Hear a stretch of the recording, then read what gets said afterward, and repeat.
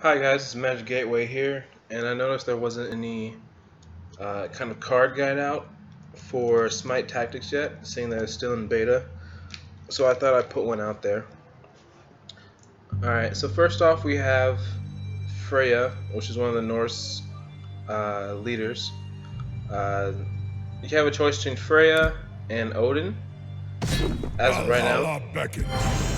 So Freya, basically, she's able to spend 2 mana to banish a non-leader. Banish is basically it's basically a stun, except better in most cases because you're unable to target it or it's unable to take actions or be damaged. Standard movement of 3, just like all melee leaders, and melees have 2 more health. As you know, it says 20. Other ranged leaders have 18. So she's more of a control kind of leader compared to Odin, which is more of a minion buff or creature buff or god buff, depending on what unit you're using. +1/+1. It even works on his self as well, so you can also even buff his self up, which is pretty nice. And then also another good thing about his ability is that it stays for until your next turn. So it's not a temporarily during your turn give a friendly unit +1/+1. It's during your turn and your opponent's turn. So you can use it as a survivability tool as well as a damage increase. Alright, backstab, deal 3 damage to an enemy leader. It's basically your standard kind of burst card if you're going for an aggro deck. And most of the Norse cards are very aggressive, so this works pretty well if you're really trying to kill somebody. Cursed Warrior, 1 mana, get 2/2/1. So effectively, if you can get both these guys to hit a hero, you're basically paying 1 mana for 4 damage, which is much better than paying 1 mana for 3 damage. Also, because of the way this game works, kind of like Duelists, in which if you hit someone, they deal that damage right back to you. So, this is... you shouldn't really worry about trying to get as much out of a card. So going face with these guys is probably the most valuable thing.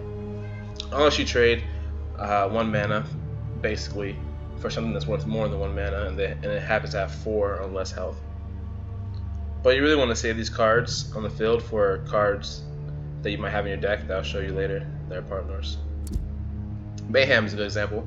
1 mana, deal 1 damage for each friendly on the battlefield. So basically, you can have 1 mana, 2/2/1s, and basically for 2 mana, if you play this Mayhem card, you'll be able to deal 3 damage right off the bat, because it says any friendly, and keep in mind your leader counts as a friendly as well. But only recommended in aggro decks if you have a lot of low-level creatures and gods. Valhalla's Blessing, I don't know why it's a blue. Honestly, it's only useful as a deck thinner, because you're paying 1 mana to get a card from your deck, and this cost is 1 mana less. So effectively, you're not spending any mana to use this card, assuming you use that other card you got. But the effect to add a Norse card from your hand to your deck, or from your deck to your hand, isn't that great. Now, if it was a specific Norse card, then it would be very, very good. But because it's a random Norse card, this is only used, I think you only use this as a way to thin your deck if you're playing a combo kind of Norse deck. And the decks are already pretty small, they're like 20 cards max. Alright, we got Valhalla's Sorcery. I think I said that right. I love this card. This card, I would say, is better than Valhalla's Blessing. And this is only a common. So basically, Forge means it's like if you ever played Hearthstone, you discover basically. So you get to choose from 3 options. of random Norse items, and that is really good for just 1 mana. If it costs 2 mana, it probably wouldn't be that playable, but 1 mana, if you're on turn 1 and have nothing to do, this is great. You basically pick the card that fits your situation the best for a small price of 1 mana.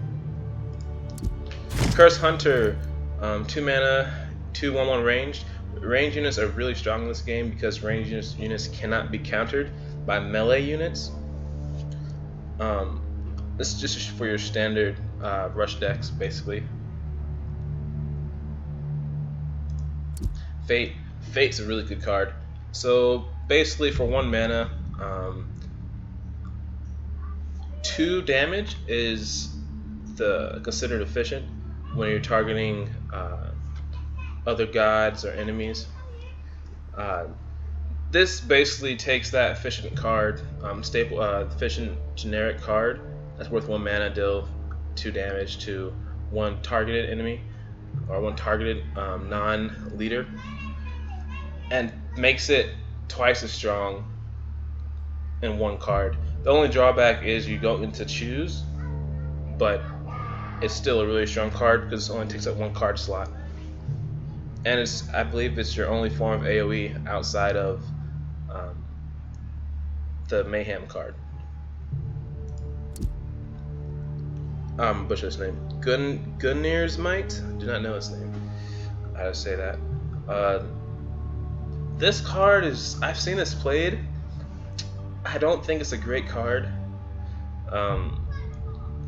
You get a permanent 1 damage, so if you're using this straight up for a rush deck, and just hitting the enemy leader's face, you're basically only getting a +1 value from every attack you do, because you're going to deal 2 damage, then take 1 damage. Now, assuming you use 2 of these, you're getting a 2 value, which is good, but you paid 4 mana, basically, and for every time you attack someone, that's how much value you're getting out of this. So if you only hit an enemy leader once, you're paying 2 mana for 1 damage efficiently. And that's for a rush deck. Now, if you're controlling the board with it, I guess it could help with efficiently getting rid of minions. So it's actually worth testing. I don't use it much. Calder, this card is borderline OP.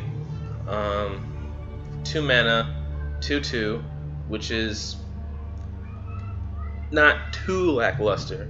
It's not average, but it's not necessarily horrible. Still playable. But this gain +1/+2 is crazy. A 3/4 for 2 mana. And Scotty is a guy we're gonna go over here in a second. Scotty is OP herself, and we'll go over this and why this card's broken. Of course, all right. This card is basically you want turn 1 you want to play 2 Curse Warriors.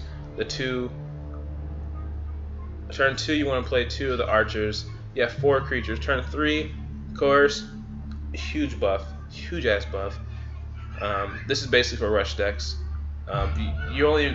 This is only efficient if you have at least 3 minions out. And notice it says all friendly minions and not all friendlies, meaning your god won't get the bonus, and then your leader won't get a bonus. Hasten Fatalis or Fatalist, however you say it. This card is what you want in combo decks, combo Norse decks. You effectively double a creature's or friendly units' damage. It's really good with certain cards, which we'll see coming up.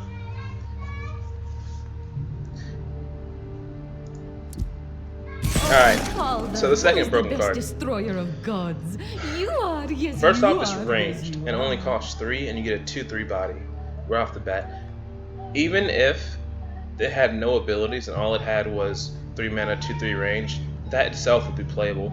This right here, not only do you have an ability on it that deals 2 damage to an enemy and reduces their movement speed, so 2 damage to an enemy is basically her auto attack. is basically her attack, her range attack. Except if you use this ability, which has no cooldown by the way, you can use it once each turn. Unlike most abilities, which you have to wait a turn in between to use. And this ability costs nothing to use. So basically each turn you can ping someone for 2 damage without taking any return damage. On top of that, you reduce their movement by 1. That's not even necessary. Like, even without the reducing the movement, this would be a good card. Even without the 2 damage, this would be a good card. So you can probably already see how it's broken. And even on top of that, what makes it really broken is the invoke. Basically means whenever you play this card, you add a Calder to your hand, which is that 2 mana 2/2 wolf. So basically, you drop a wolf on turn 2, it survives, most likely. Turn 3, you have a 3/4 wolf and Scotty out in the field, plus you have another wolf or Calder in your hand to play out in the next few turns. And that other wolf comes out of nowhere. It's not from your deck. You get an extra wolf, so it's pretty crazy.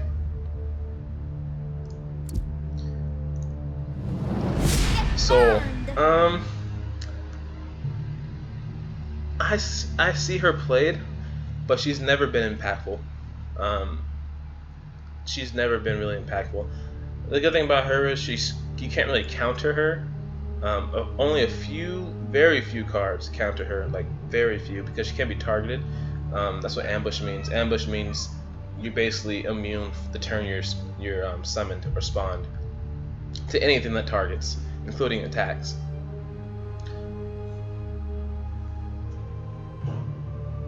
Deal 2 damage, auto attack, nothing big. The deal 2 damage to enemies in the target area. The way the target area for her is, I believe, a T, and it's really hard to get good usage out of that, especially if your opponent is good and knows how slow it works. So all in all, I wouldn't rate this as that great of a card. It's decent. Surtur, I think I said that right. I don't think he's that good, but he does wreck me a lot when I play games because it gives all friendlies +1, including your leader. So, and he has 4 health, and 4 health is really hard to take out in one shot in this game. Typically 2 health, all you need is 1 to hit with a leader. 3 health is manageable. 4 health, you're gonna need something big to take it out. So this one is just really annoying because you'll waste 4 damage on it and take the 1 return damage by killing it. But if you don't kill it, you get overwhelmed if your opponent has multiple friendlies out on the field.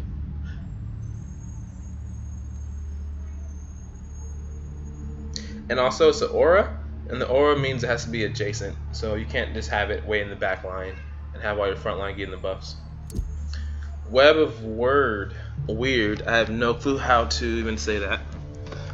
So basically, you forge a Norse god, and it gains attack damage. It gains 2 damage.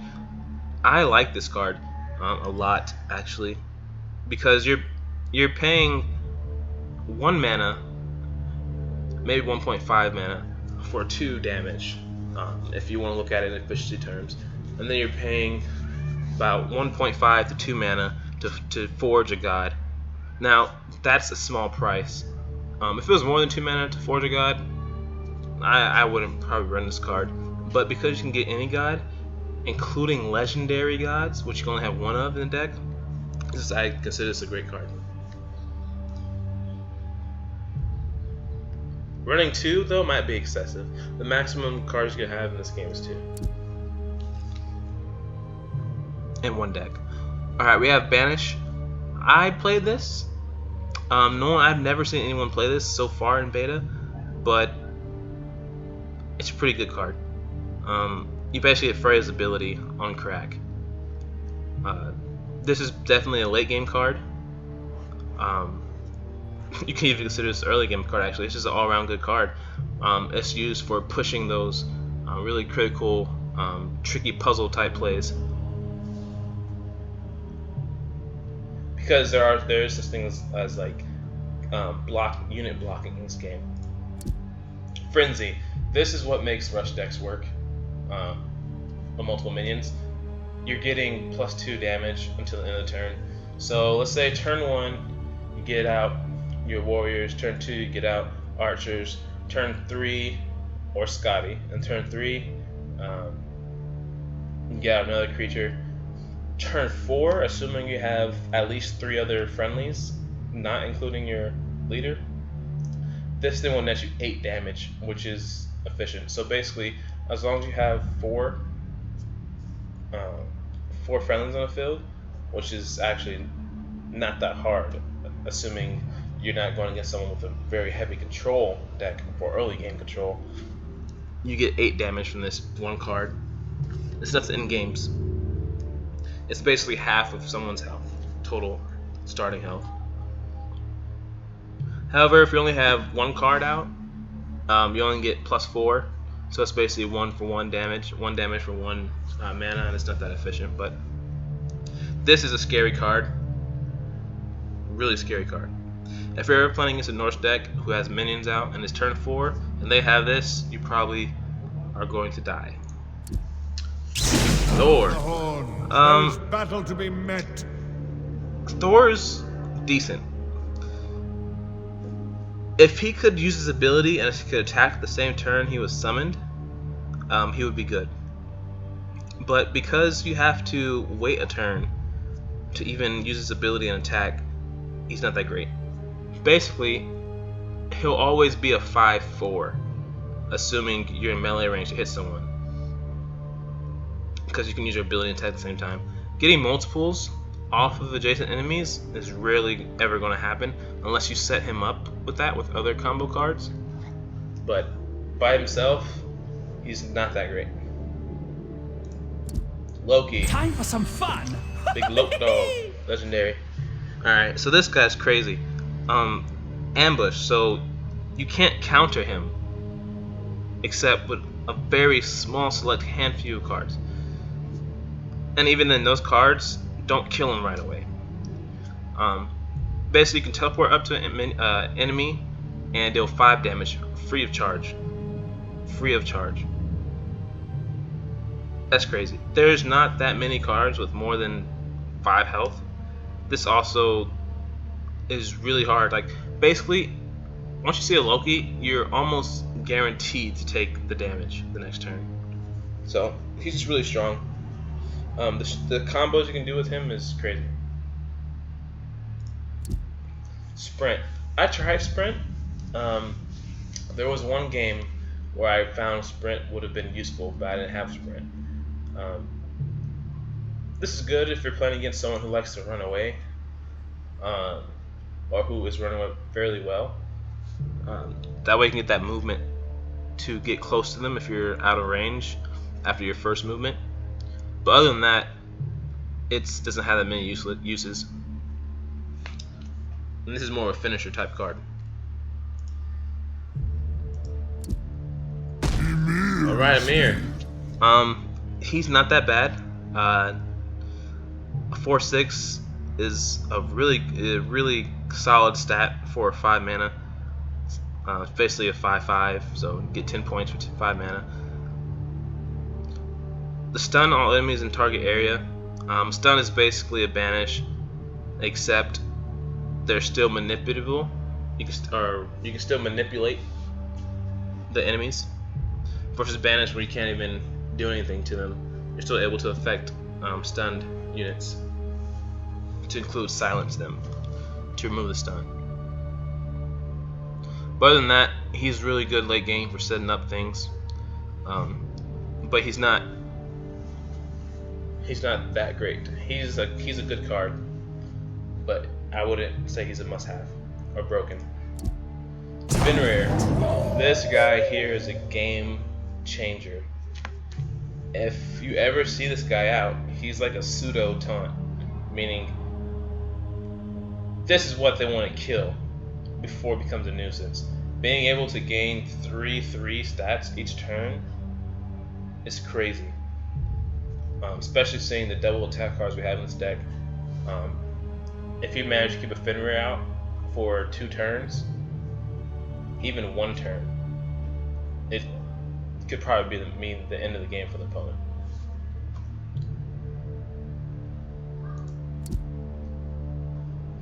And that is it for the Norse cards.